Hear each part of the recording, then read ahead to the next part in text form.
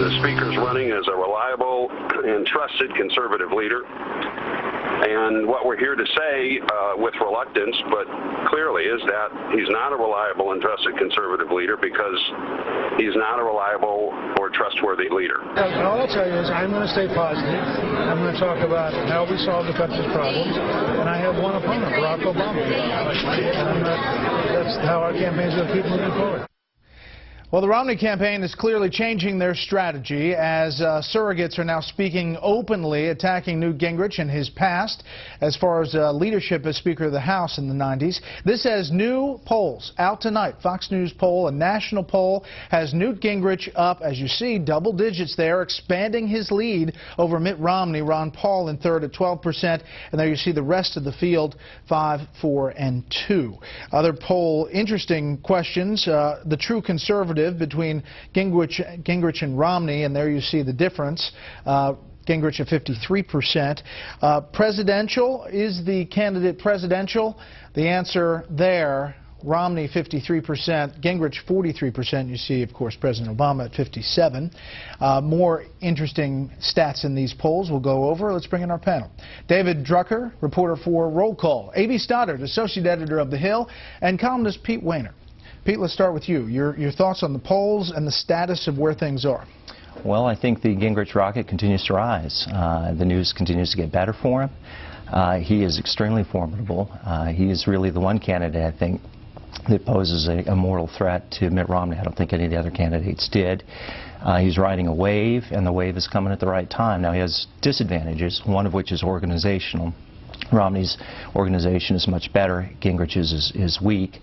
And Gingrich is an interesting fellow. I think he's got the greatest political skills of anybody in the current GOP field and the greatest political weaknesses. The question is whether Romney's going to be able to tap into those weaknesses.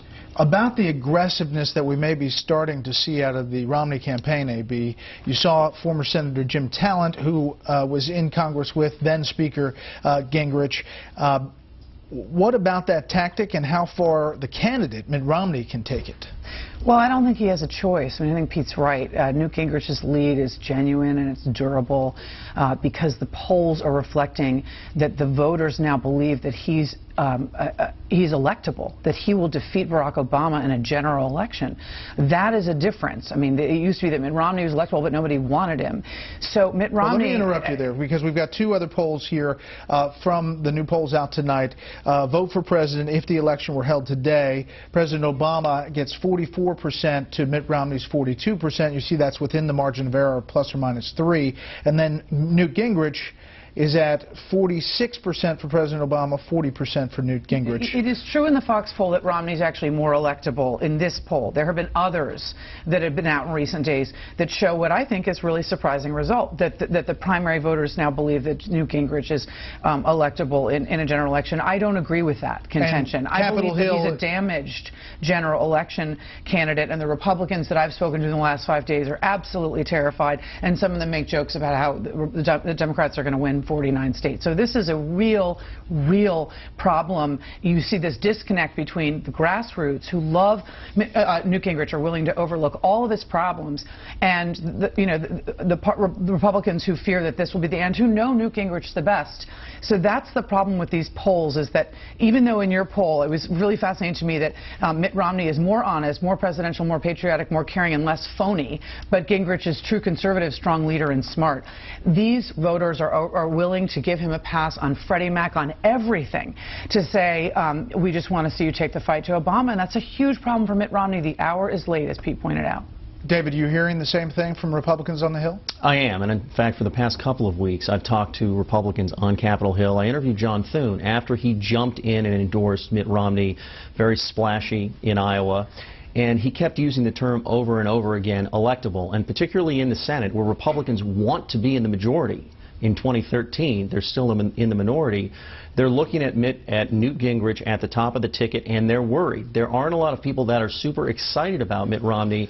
But for Republicans... Up on Capitol Hill. Yes, but for Republicans on the Hill who think about being able to wield power, not just complain, they think they need the president in the White House, and they need a good top of the ticket to get them into the majority so they can actually do things. Isn't there one school of thought that says the folks on Capitol Hill thinking behind one candidate, somehow the outsider element, the grassroots element, somehow helps Newt Gingrich.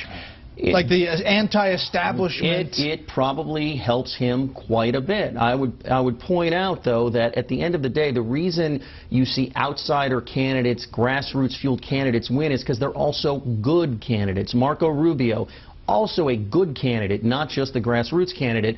And I think what we're seeing from the primary electorate is not just a desire to beat Obama, a desire to go beat him up, and Newt is channeling that brilliantly. Yeah, I mean, we should point out that Newt Gingrich is hardly the outsider. I mean, he's been the ultimate insider for a long time. He's a failed leader who was turned out by his party because he failed in Washington, because of an erratic leadership style. He's made a lot of enemies in this town because of his record of governing here. They say he's a great visionary, he gives a great speech, he can't govern his way across the room. This is the problem for him. He's not really an outsider. Let's look at a couple of ads, new ads out, one of them from Governor Perry, the other from Mitt Romney. We don't want government-mandated health care.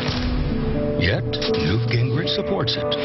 And Mitt Romney, he put it into law in Massachusetts. Worse, Barack Obama forced it on the entire nation. With Perry, he'll repeal it, starting day one. If I'm president of the United States, I will be true to my family, to my faith, and to our country, and I will never apologize for the United States of America. Pete, those are two clips of two new ads out. The first one by Governor Perry, who's obviously trying to make a resurgence, especially in Iowa. Right. The ads are fine, but I think at this point they become increasingly unimportant. What's going to matter are these two debates. I mean, this campaign season, this primary season, the debates have mattered more than ever before. And I think these couple of debates coming up, one of which Fox is going to be hosting, is going to be particularly important. And what will matter is how Romney handles himself. He's got to go after Gingrich. He has to be tough. It's not enough to have surrogates do it. Romney has to carry the case himself, but he has to maintain certain lines in propriety as it relates to going after Gingrich. You know, Gingrich earlier said he's going to stay positive. He may think he will, but at the end of the day, he's going to have to punch back. And this is a guy who has thrown a lot of punches in his career. And what about anybody else in that list? Do you see anybody breaking through, especially if the focus is Newt Gingrich and Mitt Romney? Yeah, you know, if I had to guess, it would be somebody like Ron Paul, who has such passionate supporters. But right now in Iowa, it looks like Gingrich. Now, there's still several weeks to go. A lot can happen. But Gingrich is, as I said, riding a big wave right now, and it's only a couple of weeks. We'll follow it every day. Please plan to join us for our next debate. As Pete mentioned, it happens Thursday, December 15th, 9 p.m. Eastern from Sioux City, Iowa. You'll be able to get instant analysis and participate in a live chat with Fox News contributors at foxnews.com/debate. Next up, some high-profile witnesses, Attorney General Eric Holder, former Democratic Senator, and Governor John Corzine giving testimony on Capitol Hill.